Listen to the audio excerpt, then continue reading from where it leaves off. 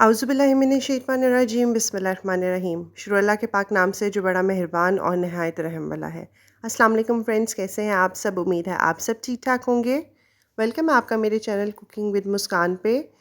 आज हम रियल शामी कबाब की रेसिपी बनाएंगे जो कि रेशे वाली शामी कबाब होगी। ना ही ये टूटेंगे, ना ही ये बिखरेंगे और ना ही हमें बार बार इसको अंडे की कोटिंग करनी पड़ेगी। बाहर से बहुत ही ज़्यादा क्रंची और अंदर से बहुत ज़्यादा सॉफ्ट बनेंगे। आप एक बाइट लेंगे तो आपका हाथ नहीं रुकेगा कि आप सारे कबाब खा लें। एक दफ़ा आप इसको बना के रख लें और आप इसको फ्रीज़ भी कर सकते हैं 1 महीने के लिए। बहुत ईजी रेसिपी है, बहुत सिंपल है। मैं आपको बहुत ज़्यादा टिप्स एंड ट्रिक्स शेयर करूँगी साथ साथ कि हम कैसे जो है वो परफेक्टली क्रिस्पी कबाब बना के रेडी कर सकते हैं। तो जी रेसिपी स्टार्ट कर लेते हैं। बिस्मिल्लाहिर्रहमानिर्रहीम। सबसे पहले मैंने यहाँ पे 600 ग्राम जो है वो बीफ का गोश्त ले लिया है। ये हड्डी के बग़ैर है। आपने इस गोश्त को अच्छे से वॉश करके जो है वो ड्राई कर लेना है। और आप यहाँ पे देख सकते हैं कि ये बहुत ज़्यादा चर्बी वाला गोश्त नहीं है।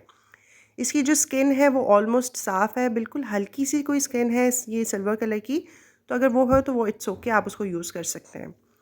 उसी के साथ यहाँ पे हम कुछ खड़े मसाले लेंगे जिसके अंदर हम हाफ़ टेबल स्पून जो है सूखा धनिया लेंगे साबुत, हाफ़ टी स्पून जो है हम लौंग लेंगे, 2 दालचीनी के टुकड़े लिए हैं मैंने, 2 तेज़ पत्ते लिए हैं, 1 टीस्पून काली मिर्च ली है साबुत और 2 दालचीनी के टुकड़े ले लिए हैं।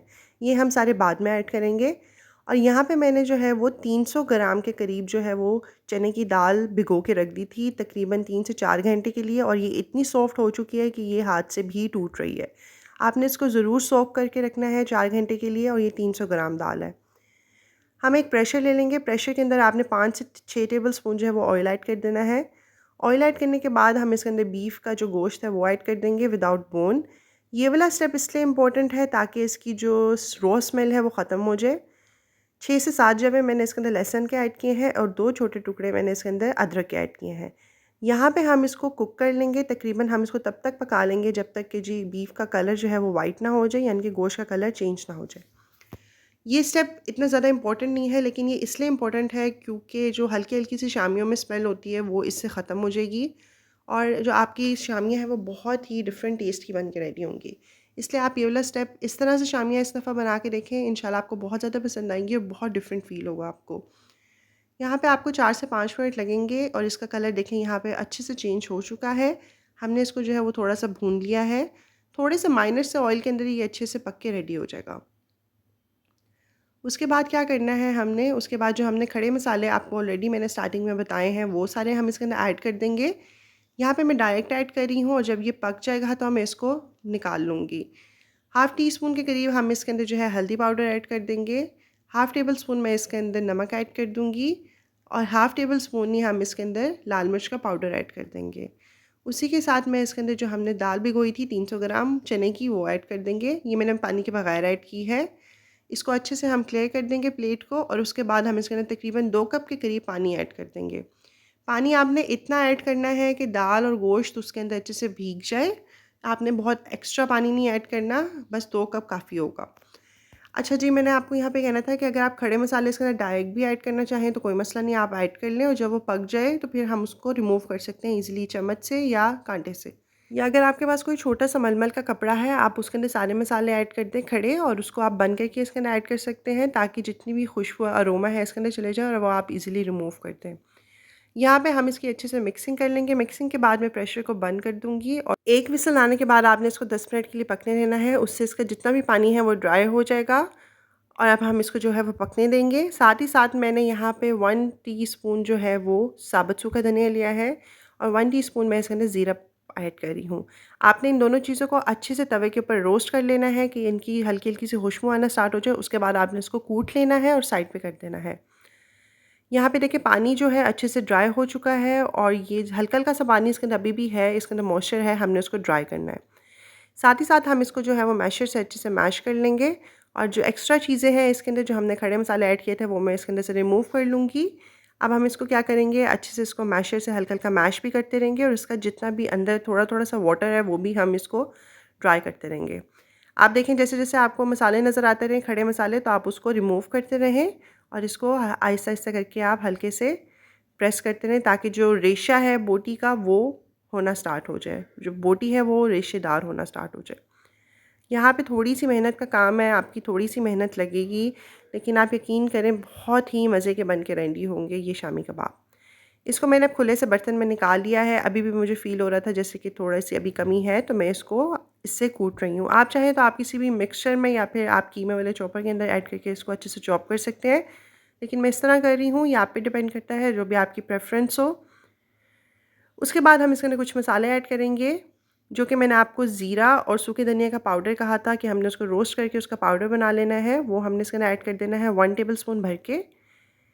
उसके बाद हम इसके अंदर हाफ़ टी स्पून जो है वो चाट मसाला ऐड कर देंगे। चाट मसाले से बहुत ही अच्छा फ्लेवर आता है। इसी के साथ हम इसके अंदर हाफ़ टी स्पून लाल मिर्च ऐड कर देंगे कुटी हुई। हस्बे ज़ायक़ा थोड़ा-सा नमक ऐड और कर रही हूँ क्योंकि मुझे यहाँ पे थोड़ा-सा कम फ़ील हो रहा था। उसके बाद मैंने यहाँ पे जो है हरा धनिया ज़्यादा सारा और 4 से 5 हरी मिर्चें जो हैं वो अच्छे से चॉप कर ली थी एक साथ ही, वो हम इसके अंदर ऐड कर देंगे। आपने इतनी फाइनली चॉप करनी है कि इसके हर बाइट के साथ ये हमें खाने में फ़ील होगी। उसके साथ हम इसके अंदर एक अंडा ऐड कर देंगे। अंडे से ये होगा कि बहुत ज़्यादा क्रिस्पी बनेंगी और आप जब भी शामी कबाब बनाएँगे आपको जो है इसकी बार-बार कोटिंग नहीं करनी पड़ेगी। सिर्फ़ एक ही अंडे के साथ जो है ये शामी कबाब बन के रेडी हो जाएँगे इंशाल्लाह। अच्छा, इस स्टेज पे मैं आपको कहना चाहती हूँ कि अगर आप इसके अंदर प्याज भी ऐड करना चाहते हैं तो आप कर सकते हैं।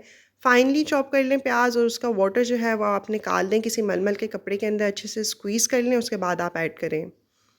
लेकिन प्याज आप उस सूरत में ऐड करें कि अगर आपने उसी वक्त पकानी हो, लेकिन अगर आपने इसको फ्रीज़ करनी हो तो फिर आप जो प्याज़ों वाला पार्ट है वो आप मिस कर दें, क्योंकि जो प्याज होते हैं वो ज़्यादा देर फ्रिज में पड़े रहें तो वो जो होते हैं उसकी जो स्मेल होती है, अरोमा होता है, वो अच्छा नहीं आता। इसलिए मैं आपको रिकमेंड करूँगी कि अगर आपने रिसेंट उसी वक्त बनानी है शामियाँ तो फिर आप प्याज ऐड कर लें, वरना आप वो पार्ट स्किप करते हैं। मैं यहाँ पे फ्रीज़ कर रही हूँ, कुछ फ्रीज़ करूँगी, कुछ अभी पकाऊँगी, इसलिए मैं इसके अंदर प्याज ऐड नहीं कर रही। अच्छे से आपने इसकी मिक्सिंग कर लेनी है। मिक्सिंग के बाद आप इसको आधा घंटा फ्रिज के अंदर स्टे दे दें, तो ये अच्छे से सेट हो जाएंगी। लेकिन अगर आप नहीं भी स्टे देना चाहते, उसी वक्त बनाना चाहते हैं, तो भी कोई मसला नहीं, आप इजीली इसको बना सकते हैं। थोड़ा-थोड़ा सा मिक्सचर ले लेंगे। मिक्सचर लेके हम इसका जो है वो राउंड शेप का एक छोटा सा बॉल बना लेंगे। उसके साथ ही हम इसको प्रेस कर देंगे और इसको हम शामी कबाब की शेप दे देंगे। यहाँ पे मैंने जो है वो थोड़ी-सी मोटी शामी कबाब बनाई है, लेकिन आप जो भी साइज़ पसंद करते हैं, छोटा, मोटा या पतला, तो आप उस साइज़ की बना सकते हैं।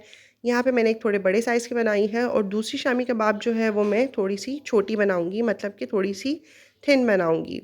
ये आप पे डिपेंड करता है कि आप किस तरह की शामी कबाब बनाना या किस साइज़ की बनाना पसंद करते हैं। और आप सब मेरी ये रेसिपी किस कंट्री या सिटी से वॉच कर रहे हैं, मुझे कमेंट बॉक्स में ज़रूर बताएं और मुझे अपना फ़ीडबैक भी ज़रूर दें कि आपको मेरी ये रेसिपी कैसी लग रही है और अच्छी लग रही है या नहीं भी लग रही, तो भी आप मुझे इसका फ़ीडबैक दे सकते हैं। या अगर कोई कमी रह गई हो या अगर आप कोई सजेशन देना चाहते हैं, तो भी आप मुझे प्लीज़ कमेंट बॉक्स में ज़रूर बताया करें। तो जी, यहाँ पे हमारे सारे शामी कबाब जो है वो हम बना के रेडी कर लेंगे। आप देखिए कितने प्यारे लग रहे हैं। उसी के साथ अब हम इसको कर लेंगे फ्राई। फ्राई आपने इसको बहुत ज़्यादा लो फ्लेम के ऊपर नहीं करना, आपने इसको मीडियम टू हाई फ्लेम के ऊपर जो है वो फ्राई करना है। लो फ्लेम के ऊपर अगर आप फ्राई करेंगे तो उससे ये होगा कि ये टूट जाएँगे, क्योंकि हमने इसकी ऊपर से कोटिंग नहीं की अभी। इसको हम मीडियम टू हाई फ्लेम के ऊपर कुक करेंगे, तकरीबन 2 से 3 मिनट तक हम इसका कलर आने देंगे, उसके बाद हम इसकी साइड चेंज कर लेंगे। और आप देखें कितना खूबसूरत कलर आ चुका है और ये कितनी ऊपर से ही अभी से ही क्रंची लग रही हैं और आप देखेंगे अल्हम्दुलिल्लाह टूट भी नहीं रही, ना फैल रही हैं, ना ही फट रही हैं। इसलिए क्योंकि हमने इसकी बाइंडिंग के लिए एक अंडा भी ऐड किया हुआ है और दूसरी बात ये कि हम इसको मीडियम टू हाई फ्लेम के ऊपर कुक करेंगे। इसलिए ये छोटे-छोटे टिप्स होते हैं, इनको याद रखा करें, क्योंकि अगर हम कोई भी टिप मिस करते हैं तो उससे क्या होता है कि हमारी रेसिपी तो अच्छी बन रही होती है, लेकिन थोड़ी बहुत कहीं न कहीं कसर रह जाती है और वो ख़राब हो जाती है। अब मैं आपको इसकी दूसरी साइड भी चेंज करके दिखाऊँगी, तो देखें अल्हम्दुलिल्लाह अल्हम्दुलिल्लाह 6 से 7 मिनट लगे हैं और हमारे सारे शामी कबाब बन के रेडी हो चुके हैं। और आप देखें ऑयल भी जो है वो क्लियर है, कोई भी शामी कबाब नहीं टूटा। आपने जब इसको बनाना है, इसका मतलब आपने शेप बनानी है, तो आपने इसके जो क्रैक हैं सबसे पहले ख़त्म कर लेने हैं। आधा घंटे से फ्रिज में रख दें, सेट हो जाएंगी परफेक्टली, आपके शामी कबाब बन के रेडी हो जाएंगे। अल्हम्दुलिल्लाह अल्हम्दुलिल्लाह परफेक्टली रेडी है। अब हम इसको जो है वो टिश्यू पेपर के ऊपर निकाल लेंगे, ताकि इसका जो एक्स्ट्रा ऑयल है वो टिश्यू पेपर ऑब्जर्व कर ले और उसके बाद हम इसको जो है वो सर्विंग डिश के अंदर सर्व कर लेंगे। बेहतरीन किस्म की जो है ये रेसिपी है, अंदर से जूसी, अंदर से सॉफ्ट और बाहर से क्रिस्पी है। मस्ट ट्राई रेसिपी है, इसको ज़रूर ट्राई कीजिएगा और मुझे भी अपना फ़ीडबैक ज़रूर दीजिएगा। तो जी अल्हम्दुलिल्लाह अब हम इसको जो है वो सर्विंग डिश में सर्व कर लेंगे। आप इसको अपनी फ़ेवरेट चटनी या केचप के साथ सर्व करें, मेहमानों के आगे सर्व करें, ख़ुद इवनिंग में बनाएं और खाएं चाय के साथ, बहुत मज़ा आने वाला है। So friends, I am sure आपको मेरी रेसिपी ज़रूर पसंद आई होगी। अगर आप सबको मेरी रेसिपी पसंद आई है तो मेरे चैनल को सब्सक्राइब कर दीजिए, बेल आइकन को प्रेस कर दें ताकि आपको मेरी हर न्यू वीडियो की नोटिफिकेशन मिलती रहे। इस वीडियो को लाइक करें, इसको शेयर करें, इस पे कमेंट करें।